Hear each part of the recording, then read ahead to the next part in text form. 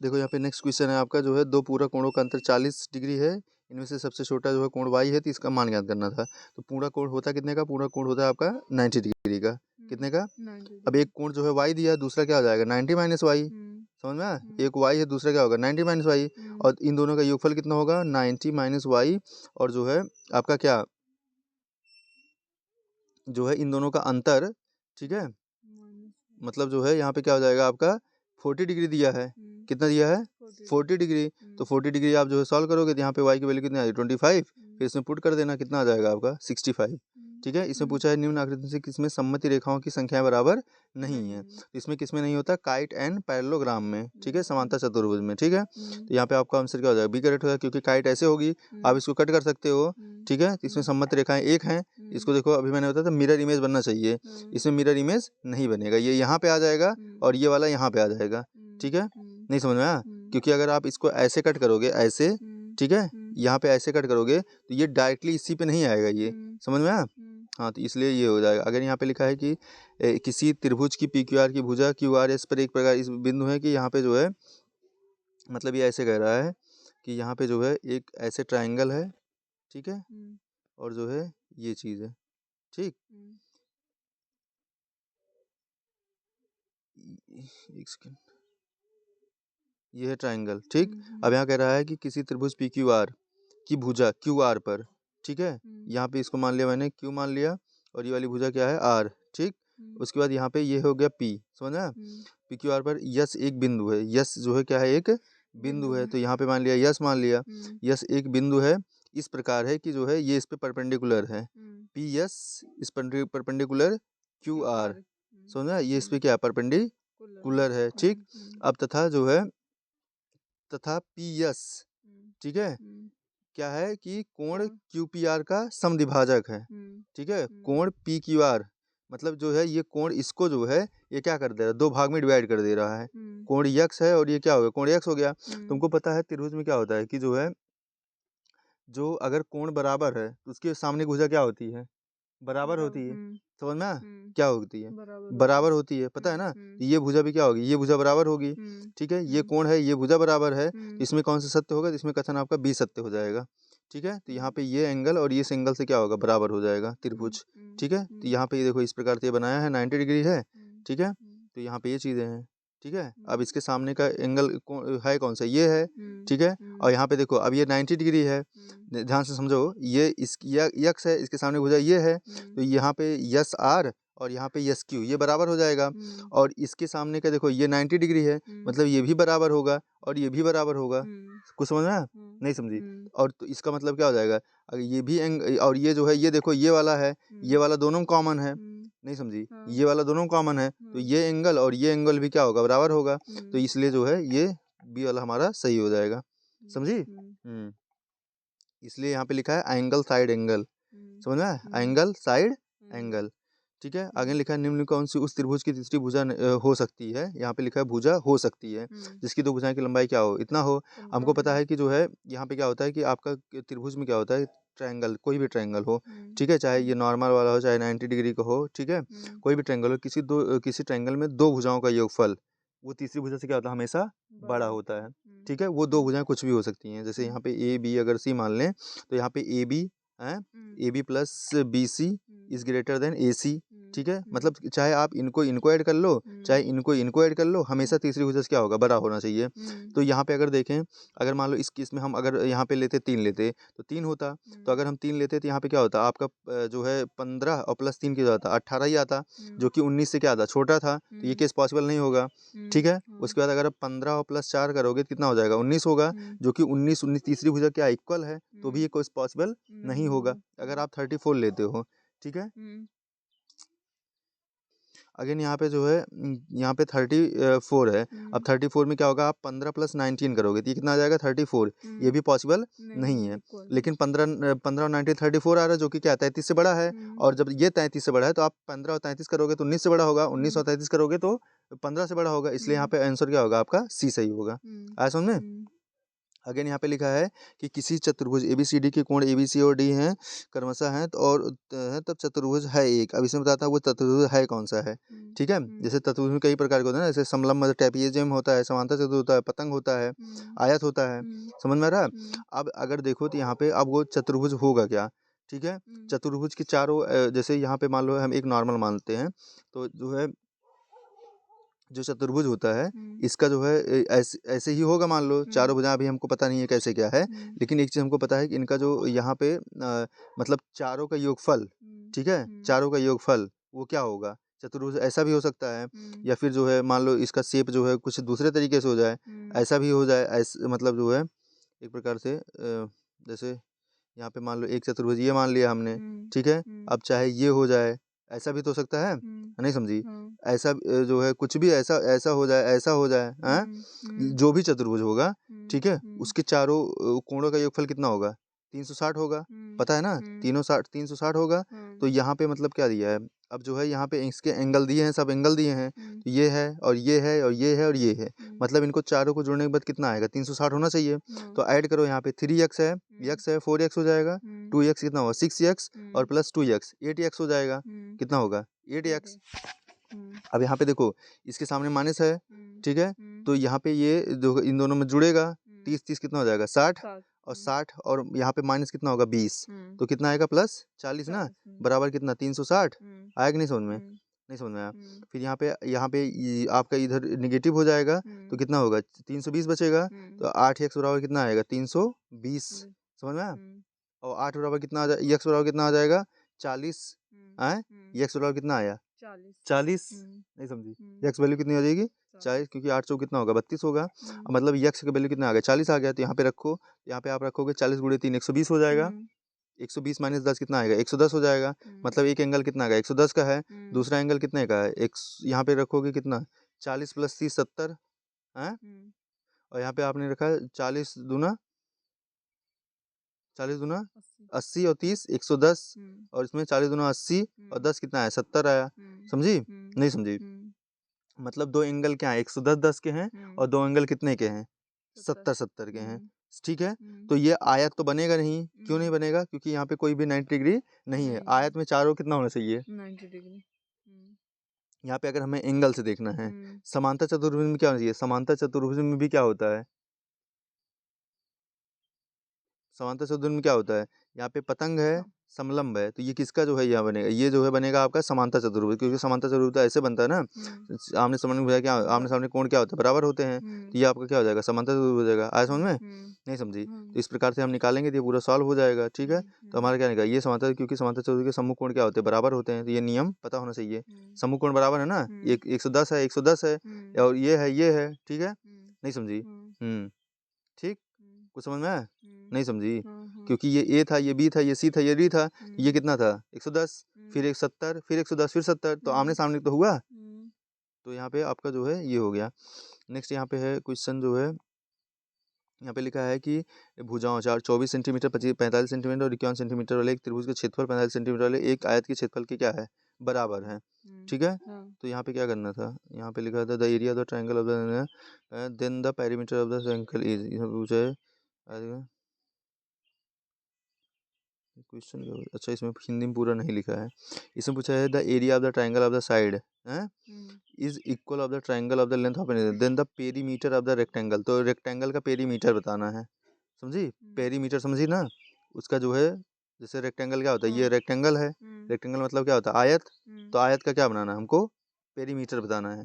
समझ में आया कि ये पूरा की लंबाई का योगफल कितना होगा। ठीक है, नहीं समझी। अब यहाँ पे हमको आयत की लंबाई दिया है, क्या दिया है, आयत की लंबाई, हाँ आयत की लंबाई दिया है। तो लंबाई दिया है, हमको क्या चाहिए चौड़ाई चाहिए, और चौड़ाई चाहिए और दोनों का जोड़ के हमको क्या करना पड़ेगा दुगना, यही तो होता है। आयत का जो है पेरीमीटर क्या होता है 2 इंटू एक्स प्लस वाई ना, नहीं समझी, क्या होता है 2 इंटू एक्स प्लस वाई। ठीक, तो ये इतना समझ में आया। अच्छा, यहाँ पे अगर ध्यान से समझो, जब एक जो है यहाँ पे लिखा है सेंटीमीटर वाले एक आयत के क्षेत्रफल के बराबर है, ठीक है। अब यहाँ पे जो है एक चीज़ यहाँ पे ध्यान से समझो, जैसे यहाँ पे 45 सेंटीमीटर है तो इसका दुगना इसका होगा। पहली बात तो दुगना तो अभी इसका जैसे जब हम इसका करेंगे तो यहाँ पे 2 होगा और x प्लस वाई होगा हैं। तो यहाँ पे x की वैल्यू मान लो अगर हम मानते हैं 40 है तो 40 दूना कितना 45 है, 45 दूना 90 हो गया। तो कहीं ना कहीं जो भी आएगा वो 90 प्लस ही आएगा ना, नहीं समझी कितना आएगा 90 प्लस। तो यहाँ पे ऑप्शन ए और ऑप्शन बी तो कभी नहीं होगा ना, समझ में? ऑप्शन ए सी होगा या ऑप्शन डी होगा। कुछ समझ में आ रहा है? एक चीज़ तो ये हो गया। यहाँ पे देखो भुजाओं, यहाँ पे सेंटीमीटर वाले त्रिभुज क्षेत्रफल। अब त्रिभुज क्षेत्रफल होता क्या है बताओ? जैसे अब त्रिभुज है, इसका जो है भुजा दिया है, मान लो ये 24 सेंटीमीटर है, ये 45 सेंटीमीटर है और ये कितना है 51। तो त्रिभुज क्षेत्रफल क्या होता है फार्मूला? त्रिभुज के क्षेत्रफल फार्मूला यहाँ पे क्या हो जाएगा आपका कि जो है समकोण त्रिभुज होगा। ठीक है, अब यहाँ पे ये कैसे पता चला कि समकोण त्रिभुज होगा? क्योंकि हमको पता चला कि 24 के स्क्वायर प्लस 45 के स्क्वायर ये 2601 आया और ये किसके बराबर है 51 के स्क्वायर। और किन्हीं दो भुजाओं का योगफल किसी तीसरी भुजा के योगफल के बराबर हो रहा है। मतलब किन्हीं दो भुजाओं का मतलब दो भुजाओं का स्क्वायर, ठीक है, तीसरी भुजा के स्क्वायर क्या है बराबर है। ये किस में पॉसिबल है? ये सिर्फ ट्रायंगल में ही तो मतलब वो जो है उसमें पॉसिबल है ना, 90 डिग्री के उस त्रिभुज में। नहीं समझी? जहाँ पे क्या होगा पाइथागोरस लगेगा तो पाइथागोरस तो यहीं लगेगा ना, समझ में आया? पाइथागोरस के लिए एक 90 डिग्री होना चाहिए। तो यहाँ पे 90 डिग्री हो गया और 90 डिग्री ये समझ में। तो 90 डिग्री में होता क्या है? यहाँ पे होता है आपका हाफ है। यहाँ पे क्या होता है लंब गुणे आधार और कर्ण ये नहीं होगा। कर्ण क्योंकि हमको पता है 51 है, 51 क्या होगा सबसे बड़ी भुजा होगी तो कर्ण को लेना नहीं है। समझ में आया? तो यहाँ से क्षेत्रफल निकाल लेंगे 450 सेंटीमीटर स्क्वायर। आयत का क्षेत्रफल क्या होता है लंबाई गुणे चौड़ाई। लंबाई हमको पता है 45 है, चौड़ाई नहीं पता है 540 करेंगे तो यहाँ पे हमें चौड़ाई आ गया 12 आ गया है। तो देखो यही तो मैंने बोला था कि जो भी आएगा वो क्या होगा 114 हो गया, क्योंकि ये क्या होगा 90 प्लस से ज्यादा होगा ना ही। समझ में आया? हाँ, फेस थोड़ा सही से बनाया करो। अगेन यहाँ पे है 16 सेंटीमीटर, पूरा समझ में आया कि नहीं? अब यहाँ पे पहले हमको ये पता करना था ये 90 डिग्री है कि नहीं, इसीलिए मैं अब देखो यहाँ पे इंपॉर्टेंट है कि नहीं तुमको 24 के स्क्वायर जानना है। 24 के स्क्वायर 45 के स्क्वायर 51 के स्क्वायर पता होगा तभी तो पता चल जाएगा 2601 जो 51 के स्क्वायर है। अगेन यहाँ पे लिखा है 16 सेंटीमीटर व्यास वाली एक वृत्ताकार शीट से, ठीक है, 6 सेंटीमीटर त्रिज्या का एक वृत्त काट लिया जाता है, तब शेष शीट का क्षेत्रफल सेंटीमीटर में है। अब बताना, यहाँ पे लिखा है 16 सेंटीमीटर व्यास वाली वृत्ताकार शीट है, ठीक है, क्या है, ठीक है। यहाँ पे ऐसे बोला जा रहा है, ये बोला जा रहा है मतलब इसको देखो ऐसे कह रहे हैं ये 16 मान लो ये 16 सेंटीमीटर व्यास वाली, इसका व्यास क्या है, व्यास क्या होती है, एक व्यास होता है एक जीवा होता है, एक क्या होता है त्रिज्या होता है। तो जो व्यास होता है ये क्या होता है, ये त्रिज्या का दुगना होता है। कुछ समझ में आया? तो व्यास जो होता है ये इसके जो है जो केंद्र होता है वहां से जाती है। तो व्यास जो है कितना 16 सेंटीमीटर, तो त्रिज्या कितना हो जाएगा 8 सेंटीमीटर। समझ में? 8 सेंटीमीटर वृत्ताकार शीट से 6 सेंटीमीटर का त्रिज्या का एक जो है यहाँ पे कट कर दिया, मतलब ये जो है ऐसे एक मान लो यहाँ पे 6 सेंटीमीटर त्रिज्या का एक, ठीक है, वृत्त काट लिया जाता है। इसमें से एक जो है वृत्त काट लेते हैं कितने का 6 सेंटीमीटर त्रिज्या का। समझ में आया? कितने का 6 सेंटीमीटर त्रिज्या का मान लो ऐसे निकाल लेते हैं ये। समझ में आया? नहीं समझी? इसका जो है थोड़ा सा और बड़ा कर लो, मान लो इसको ऐसे निकाल लेते हैं। एक त्रिज्या है इसका जो है जो मतलब कि एक वृत्त है, ठीक है, जिसकी त्रिज्या क्या है 6 सेंटीमीटर है और इसका कितना था 6 सेंटीमीटर था। तो पहले वाले का क्षेत्रफल कितना होगा, वृत्त का क्षेत्रफल क्या होता है पाई आर स्क्वायर, क्या होता है पाई आर स्क्वायर। तो पाई आएगा, आर स्क्वायर कितना हो जाएगा 8 अठाई 64। समझ में आया? कितना होगा 8 अठाई 64 और इसमें कितना है ये आपका, ये कितना हो जाएगा आपका जो है इसमें जो है निकाल लिया जाता है कितने सेंटीमीटर का 60 सेंटीमीटर 6 सेंटीमीटर के वृत्त वाली का, ठीक है। ये पहला क्या हो जाएगा आपका जो है ये हो जाएगा पाई, मतलब यहाँ पे 64 पाई हो जाएगा, कितना हो 64 पाई। दूसरा कितना आएगा 36 पाई, 36 पाई हो जाएगा, इसमें से घटाना पड़ेगा। अब घटा दो इसको, पाई बराबर कितना होता है 22/7, 22/7 बाहर ले लेंगे तो यहाँ पे कितना हो जाएगा आपका 66 माइनस 64 है, सॉरी 8 नहीं 64 ना, 64 माइनस 36, 36 में 64 में 36 आ कितना 14 होगा, 14 में से 6 आया 8, और यहाँ पे कितना आएगा आपका 5, 5 में से 3 गया 2 ना आ गया, फिर 7 करने में 7, 7 चौक 28 और 22 चौक 88 आएगा, नहीं समझ में, आंसर क्या आएगा 88। तो यहाँ पे फार्मूला पता होना चाहिए ना। क्वेश्चन समझ में आया क्या था? ये कह रहा था एक वृत्त था 8 सेंटीमीटर स्क्वायर का, इसमें जो है एक छोटा सा वृत्त, ठीक है, एक छोटा सा वृत्त जो है इतना जो है 6 सेंटीमीटर स्क्वायर का, इतना काट के जो है निकाल लिया गया। समझ में आया? इतना जो है काट के इसमें से निकाल लिया गया। तो जो अभी जो वृत्त बता है उसका क्षेत्रफल कितना है, आएगा नहीं समझ में? तो ऐसे ही तो था क्वेश्चन। तो ये जो है पूरा आपका ये चीज़ था। पहले मेन चीज़ है क्वेश्चन को समझो, फिर जो है फार्मूले का यूज़ करके फिर उसको लगाओ, ये चीज़ था यहाँ पे। नेक्स्ट यहाँ पर ये देखो, इस प्रकार से ये प्रोसेस है, ऐसे लगा सकते हैं, ठीक है। आर पहले तो आप त्रिज्या निकाल लेना, इसकी त्रिज्या हो गई, फिर यहाँ पे पाई आर स्क्वायर है और पाई आर स्क्वायर है, इसमें कर देंगे आराम से, पाई आर बाहर ले लेंगे, इस प्रकार से आपका हो जाएगा, ठीक है। आगे यहाँ पे लिखा है कि धातु की एक ठोस घनाकार बॉक्स जिसकी बीमाएं, ठीक है, 20 सेंटीमीटर 200 सेंटीमीटर 50 सेंटीमीटर 100 सेंटीमीटर है, जो पिघलाकर एक ठोस घन के रूप में ढाला गया है। दोनों ठोसों के पृष्ठीय क्षेत्रफल का अंतर है। लिखा है धातु की एक ठोस घनाभकार बॉक्स, ठीक है, तो पिघलाकर एक ठोस घन के रूप में ढाला गया। घनाभ था, घनाभ का मतलब क्या होता है? घनाभ मतलब होता है जिसकी जो है जो भुजाएं हैं वो क्या हैं, अलग अलग हैं। समझी नहीं समझी? घन और घनाभ में अंतर क्या होता है? घन और घनाभ में क्या होता है कि जो है जैसे घनाभ है तो इसमें भुजाएं जो है छोटी बड़ी हो सकती हैं, समझ में आया? तीनों जो भुजाएं होंगी अलग अलग होंगी, ये जो है ये तुम्हारा घनाभ हो गया। लेकिन जो घन होता है, घन में क्या होती है, सभी भुजाएं क्या होती हैं, बराबर होती हैं। समझ में आया कुछ? नहीं समझी? तो यहाँ पे ये चीज़ कह रहा है। अब ये कह रहा है ये घनाभ है, तो यहाँ पे पृष्ठीय क्षेत्रफल का मतलब बताना है, ठीक है। तो इसका पृष्ठीय क्षेत्रफल निकालेंगे, फिर अगले वाले का पृष्ठीय क्षेत्रफल निकालेंगे, उसमें सब क्या हो जाएगा, अब इसमें जो है सब बराबर होना चाहिए। जैसे इसमें 20 सेंटीमीटर है, उसमें 50 सेंटीमीटर, तो ये तीनों का ऐड करो कितना हो जाएगा, 350। कितना होगा? 350। समझ में आया? जिनकी बीमाएं जो है इतना है तो 350 है, तो उसको भी निकाल लेंगे, जिससे जो है क्या निकल के बराबर निकल के आए, ठीक है। अब यहाँ पे लिखा प्रश्न घनाभ की है, तो घनाभ का यहाँ पे जो है आयतन हो जाएगा, और घनाभ यहाँ पे घन का आयतन इसका क्या होगा, घनाभ का आयतन, क्योंकि आयतन तो दोनों का सेम रहेगा। तो यहाँ पे उसका क्या होता है, उसका जो है भुजा का क्यूब होता है, इसका क्या होता है यल बी एच हो जाएगा। यहाँ पे निकालेंगे कितना आएगा, 100 सेंटीमीटर। आया समझ में? नहीं समझी? उसके बाद दोनों पृष्ठों के क्षेत्र में अंदर, दोनों पृष्ठों का क्षेत्रफल क्या होता है कि जो है आपका क्या होता है, यल यहाँ पे 2 into L into B plus B H plus H L, और माइनस जो होता है जो घन होता है उसका क्या होता है 6 इंटू भुजा का स्क्वायर। समझ में आया? नहीं समझी? भुजा का स्क्वायर। तो यहाँ पे पृष्ठीय क्षेत्रफल समझ रही हो ना? पृष्ठीय क्षेत्रफल मतलब जैसे जो ये फ्लक होता है, जैसे मतलब ये तुमने बनाया, ये है, ये है, तो इसमें जो है इस प्रकार से जब इसको बनाते हैं, ठीक है, तो ये जो फलक होता है ऊपर वाला, जैसे जो बॉक्स होता है, जो ये ऊपर वाला दिख रहा है ना बॉक्स, ये जो मतलब ये सरफेस जो है इसी को फलक बोला जाता है। समझ में आया? अब जैसे ये एक प्रकार से ये क्या है, एक प्रकार से वर्ग ही है ना। वर्ग का क्षेत्रफल क्या होता है, भुजा का स्क्वायर। तो इसका क्षेत्रफल निकालने के लिए क्या करेंगे, भुजा का स्क्वायर कर देंगे। उसके बाद ये टोटल होते कितने हैं, 6 होते हैं एक घन में, तो इसलिए यहाँ पे 6 इंटू ये करा गया है। नहीं समझी? अगर ये घनाभ होता तो कैसे बिहेव करता, एक आयत की तरह, ठीक है, इसलिए यहाँ पे ये करा गया है। समझ में आया? तो यहाँ पे 2 इंटू, समझ में आया कि नहीं? यहाँ पे 6 इंटू क्यों किया गया, तो यहाँ पे निकाल लेंगे ये। तो पृष्ठीय क्षेत्रफल क्या होता है ये पता चाहिए। अगले लिखा आरोही क्रम में व्यवस्थित प्रेक्षणों और का माध्य जो है 53, इन आंकड़ों को यहाँ पे माध्य दिया है, ठीक है, माध्य 53 है, तो इसका क्या नाम, माध्यक है, ठीक है। तो पहले आप क्या करोगे, इसमें जो है माध्य दिया है, माध्य क्या 63 है, तो माध्य कैसे निकाला जाता है, पहले जितनी संख्या है सबको ऐड ऑन करो और बटे जितनी संख्या है टोटल उनसे डिवाइड करो। तो यहाँ पे हमें यक्स की वैल्यू बताया, यक्स वैल्यू कितना है 37, ठीक है। तो यहाँ पे निकाल लेंगे हम, ठीक है, क्या करेंगे, निकाल लेंगे पूरा का पूरा, तो हमको पता चल जाएगा कि कितना है, ठीक है।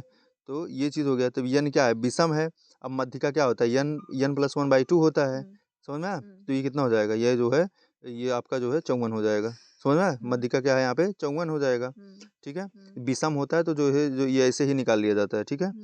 मध्यिका में हम लोग करते क्या, मध्यिका में आप उनको जो है क्रोनोलॉजी में लगाते हो, घटते से बढ़ते क्रम में, ठीक है। मतलब यहाँ पे देखो 42 48 ये लगाया गया है, एक सीरियल वाइज रहेगा, ठीक है। नहीं समझ में? हाँ, और जब विषम होगा तो ये बीच वाला ले लिया जाएगा, ठीक है।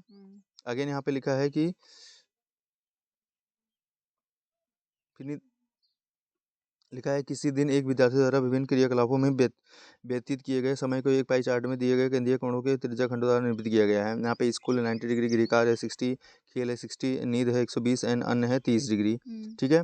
अब यहाँ पे जब खेल कार्य करा गया है तो इसको पूरा व्यक्ति क्या करता है 360 डिग्री का करता है, ठीक है। कितने का, 360। हाँ समझ में आया? और वैसे भी देख लो, इनको ऐड करोगे कितना आएगा, टोटल 360 ही आएगा। ऐड करके देखो देखो 60 60 120 हो गया, और 120 ऑलरेडी था, हम्म, और यहाँ पे 9 3 12 120 ही होगा ना, तो बात यहाँ 36 360 हुआ कि नहीं। हम्म, कुछ ऐसे ही भी दिमाग जो है तरीके से लगाना है, समझ में आया? अब ये हम्म, नहीं करके तुम ऐसे बैठ जाओ जीरो पूरा कर, ऐसे कर लो, तुमको ये दिख गया, ये कर गया, ठीक है। तो इस प्रकार से भी थोड़ा फास्ट दिमाग लगाना है यहाँ पे।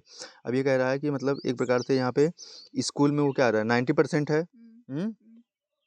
क्या ये निरूपित क्रिया है, ये क्या निकल रहा है, किसी किसी दिन एक विद्यार्थी द्वारा विभिन्न क्रियाकलापों में व्यतीत किए गए समय को एक पाई चार्ट में व्यवस्थित किया गया है, समझ में आया? स्कूल में मतलब वो 90 डिग्री व्यतीत कर रहा है, गृह कार्य में वो 60 डिग्री, हाँ, और खेल में वो 60 डिग्री, और नींद में 120 डिग्री, और अन्न में क्या है 30 डिग्री। तो एक प्रकार से अगर देखा जाए तो 120 डिग्री इसका हो क्या रहा है, 120 डिग्री 1/3 हो रहा है, मतलब 1/3 दे उसका कितने में जा रहा है, नींद में जा रहा है, समझ में आया? नहीं समझी? हाँ, तो इस प्रकार से चीज़ों को हमको करना है। तो यहाँ पे पूछा है क्या, तो यहाँ पे लिखा है नींद और स्कूल क्रियाकलापों में विद्यार्थियों द्वारा व्यतीत किए समय का अंतर क्या है, ठीक है। समय का अंतर क्या है किसमें, नींद और स्कूल में, ठीक है। तो अगर देखो नींद में वो कितना कर रहा है, नींद में वो कर रहा है 120, कितना कर रहा है 120, ठीक है। और 120 और 90 120 का कितना है, अगर मान लो ये पूरा अपने आप में एक है, कितना है, एक है, तो फिर ये कितना होगा, जैसे 120 को मान लो हम मान लेते हैं कितना घंटा जो है, ये 120 को मान लेते हैं हम 1 घंटा 120 डिग्री को, तो हम फिर 90 डिग्री को कितना मानेंगे, अगर इसको 1 घंटा मान लेते हैं, इसका मतलब आधे घंटे का कितना होगा 60 मिनट होगा, 60 मिनट 60 डिग्री कितना होगा, आधा घंटा है, और जो है 15 डिग्री कितना हो जाएगा, 30 डिग्री का कितना होगा, 30 डिग्री का जो है तुम्हारा 15 मिनट होगा, समझ में आया? तो ये हो कितना रहा है, 60 + 30 ही हो रहा है, मतलब 45 मिनट वो किसने में जा रहा है, स्कूल में जा रहा है। नहीं समझे तुम, समझ में आ रहा है, नहीं समझ पाई, समझ गई ना। तो अंतर कितने का है, अंतर कितना है, 3/4 है ना, कितना है 3/4 है, लेकिन यहाँ पे बोला क्या है कि जो है, एक चीज़ ये भी समझो, यहाँ पे 3/4 है, ये समझ में आ गया, लेकिन उससे पहले समझो कि जब ये जो है ये पूरा जो क्रियाकलाप होता है कितने का, 24 घंटे का है, कितने का है, 24 घंटे का है, ठीक है, 24 घंटे का है, 24 आवर्स। तो यहाँ पे पहले हमें देखना पड़ेगा कि जो है ये 90 डिग्री बराबर कितने के है, 90 डिग्री पूरा डिग्री कितने का है, 360, 360 बटे हम क्या करेंगे 24, तो हमें पता चलेगा कितने का, 1 डिग्री का, कितने का, 1 डिग्री का, समझ में आया? हाँ, तो यहाँ पे जो है 360 बटे क्या करेंगे 24, ठीक है। तो ये हमें पता चलेगा क्या, 1 घंटे का, 1 घंटे का कितना डिग्री निकल के आ रहा है, ठीक है। तो यहाँ पे 1 घंटे का कितना निकल के आएगा, यहाँ पे 12 से काटेंगे, 12 यहाँ 36 हैं, और 12 दूनी 24, यहाँ पे कट जाएगा, यहाँ पे आया 15, मतलब 1 डिग्री बराबर कितना, मतलब 1 मिनट बराबर कितना 15 डिग्री, समझ में आया? ये तो निकल के आएगा, हैं, 1 मिनट बराबर 1 घंटा बराबर, सॉरी 1 मिनट नहीं 1 घंटा बराबर, 1 घंटा बराबर कितना आया 15 डिग्री, तो ये कितना डिग्री हो रहा है, 15 चौका 60, तो ये कितना हो जाएगा 4 घंटा, नहीं समझी, हैं। और 120 कितना होगा, 15 8 120, हैं, 15 छक्का 90, ये होगा 6 घंटा तुम्हारा, कितना होगा ये 6 घंटा, और 15 8 120 ये होगा 8 घंटा, तो दोनों में कितने अंतर है, 2 घंटे का अंतर ना, समझ में आया? तो यहाँ पे क्या होगा 2 आवर्स, समझ में आया? नहीं समझी? तो इस प्रकार से जो है निकाल लेंगे हम, ठीक है। 120 को क्या करेंगे, 120 डिग्री को 360 करा, 8 घंटे आ गया, ठीक है, 6 घंटे निकल गया, इस प्रकार से निकाल लेंगे, ठीक, समझ में आ रहा है? तुमको सब समझ में आता है, बस जब खुद लगाने बैठो तब समझ में आता है। एक विद्यार्थी को x-4 बराबर 3 में x का मान ज्ञात करने के लिए कहा गया, उसने 4 को 3 से घटाकर कार्य पूरा किया, ठीक है। निम्नलिखित में कौन सा ऊपर दिए गए प्रश्नों का सबसे उपयुक्त वर्णन करता है, तो यहाँ पे क्या करा गया, उसने क्या किया गया x-4 बराबर 3 में, ठीक है, इसमें क्या किया कि उसने क्या किया, उसने 4 को 3 से घटाकर कार्य पूरा किया, ठीक है, 4 को क्या किया, तो यहाँ पे एक्चुअल में इसको सॉल्व करा जाएगा, क्या होगा 3 - 4 ही तो होगा, तो x बराबर कितना आएगा तुम्हारा माइनस जो है यहाँ पे कितना आया, यहाँ पे ये कितना हो जाएगा तुम्हारा 7 हो जाएगा, क्या हो जाएगा, इधर होगा प्लस हो जाएगा ना, तो x बराबर कितना आएगा 7 आएगा। तो इसमें क्या करा है, अब उसने क्या किया, 4 को 3 से घटा दिया, तो इसने गलती करी है ना, तो इसमें क्या होगा, विद्यार्थी ने समस्या को सही तरीके से हल किया, सही तरीके से हल किया, गलत किया। विद्यार्थी ने the student has taken algorithm based either the student should memorize all the rules of the transformation, यहाँ पे giving such problems to solve should be the avoided. यहाँ पे क्या उसने जो है ये इसका ये किया है, यहाँ पे इन एल्गोरिथम बेस्ड एरर किया है ना, इसमें बी वाला किया है, समझ में आया? जबकि इसको होना कैसे था, यहाँ पे 7 आना चाहिए था, लेकिन आया कितना, इस प्रकार से, ठीक है, नहीं समझी। अगेन लिखा है निम्नलिखित में से कौन सा गणितीय कथन सत्य नहीं है, कौन सा गणितीय कथन सत्य नहीं है, ठीक है। लिखा है एक दी हुई संख्या के गुणनखंडों की संख्या क्या होती है, परिमित होती है, क्या सही बात है ये, the number of the factor of the given number is finite, मतलब निश्चित है। अगेन लिखा है यहाँ पे एक दी हुई संख्या का प्रत्येक गुणनखंड उस संख्या से छोटा या उसके बराबर होता है, बिल्कुल सही है ना। गुणनखंड क्या होता है, उससे उससे छोटा होता है, उससे बड़ा कभी नहीं होगा, एक दिन बताया भी था, याद है। फिर लिखा है यहाँ पे एक दी हुई संख्या का प्रत्येक गुणनखंड हमेशा उस संख्या से क्या होता है, बड़ा होता है, ये तो गलत हो गया ना भाई, इसी का तो अपोजिट लिखा है, जो इसमें बोला उसका अपोजिट ये गलत होगा। इसमें पूछा गया था कौन सा गणितीय कथन सत्य नहीं, तो यहाँ पे 22 का क्या होगा, आपका सी जो है यही सत्य नहीं है, समझ में आया। सत्य क्या है, सत्य नहीं है, बाकी सब क्या है यहाँ पे सत्य है, ठीक है। यहाँ पे number of the factor is of a given number is a finite, ये क्या है, निश्चित है, समझ में आया। जैसे अब यहाँ पे अगर देखा जाए तो जो है मतलब जैसे 6 के जो फैक्टर हैं, मतलब 12 के जो फैक्टर हैं, 12 का फैक्टर क्या क्या हो सकता है, 1 हो सकता है, 2 हो सकता है, 3 हो सकता है, 4 हो सकता है, 6 हो सकता है, 12 हो सकता है, तो ये तो काउंट कर सकती हो ना कितने हैं, तो इसको ये इसलिए यहाँ पे सही हो जाएगा। फिर लिखा है एक दी हुई संख्या का प्रत्येक गुणज उस संख्या से बड़ा है उसके क्या होता है, बराबर होता है, बिल्कुल। गुणज का मतलब क्या होता है, मल्टीपल, मतलब जैसे अब यहाँ पे जैसे 6 है, इसका गुणज क्या होगा, या तो 6 होगा, या तो 12 होगा, या तो क्या होगा 18 होगा, तो दी गई संख्या का प्रत्येक गुणज उस संख्या से बड़ा है या उसके बराबर होता है, यही तो है। अगेन यहाँ पे लिखा है निम्नलिखित में से कौन सा 8वीं कक्षा के विद्यार्थियों को प्रायोगिक प्रयोगिता से परिचित कराने का सबसे उपयुक्त तरीका है, बताओ। इसमें लिखा है कि which of the following is the most appropriate way to introduce the experimental probability to the 8th grade student to pair a coins and several times and the nothing down to outcome solving the static based problem and giving the example of the many outcome based event like the tossing a coin, drawing the card and etc, and यहाँ पे define the experimental probability on the board and the giving example. तो यहाँ पे सबसे अच्छा क्या होगा, आपका ए वाला होगा, ठीक है। Tossing a fair coin several times and nothing down to the outcome, एक निष्पक्ष सिक्कों को कई बार उछालना, परिणामों को नोट करना और लिखना, ठीक है, एक्सपेरिमेंट कराना यहाँ पे होगा। अगले निकल कौन सा उच्च प्राथमिक स्तर पर आकलन के सबसे उपयुक्त कारणों को दर्शाते हैं, ठीक है। यहाँ पे लिखा निम्नलिखित कौन से उच्च प्राथमिक स्तर पर आकलन के सबसे उपयुक्त कारणों को दर्शाते हैं, यहाँ पे लिखा to identify individual and specific need of the learner, विद्यार्थियों को व्यक्तिगत और विशिष्ट आवश्यकताओं को पहचानना, यह ज्ञात करना कि गणित पाठ्य चर्चा के अच्छों को और उद्देश्यों की हद तक प्राप्त किया जा सकता है।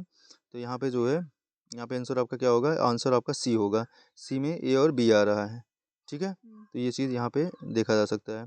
फिर इसमें देखो यहाँ पे लिखा है विच ऑफ द फॉलोइंग कौन सा बंद सिरे वाली समस्या है, ठीक है, क्लोज इन प्रॉब्लम देखना है। यहाँ पे लिखा है list 4 rational number between 5 11 and 10 11, ठीक है, 5/11 और 10/11, ठीक है। यहाँ पे लिखा है कि बीच 4 परमेय संख्याएं सूचीबद्ध कीजिए, तो हो जाएगा ना, ये तो पॉसिबल है।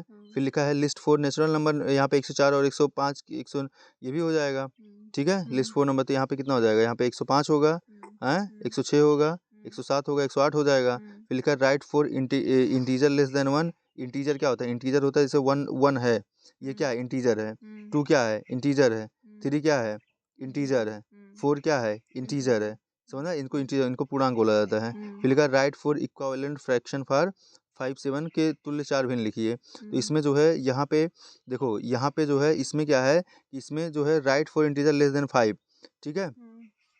इसमें आप लेस देन 5 से मतलब ये कोई क्लोज्ड नहीं है, समझ में आ रहा है, क्लोज मतलब इससे जो है 4 से ज़्यादा भी लिख सकते हो, इसमें जो है 4 से ज़्यादा भी लिख सकते हो, लेकिन इस वाले के केस में क्या है, इसमें सिर्फ आपको 4 ही मिलेगा, इसलिए क्लोज्ड वाली समस्या कौन है, बी वाले में है। आज समझ में नहीं समझी, हाँ। नेक्स्ट है यहाँ पे निम्नलिखित में से किसी एक प्रभावी गणित की कक्षा की विशेषता के रूप में माना जा सकता है, तो यहाँ पे जो है ये आपका क्या हो जाएगा, यहाँ पे ऑप्शन डी हो जाएगा कि यहाँ पे समस्याओं को बहुत सारे तरीकों से हल करके अवसर विद्यार्थियों को प्रदान करना।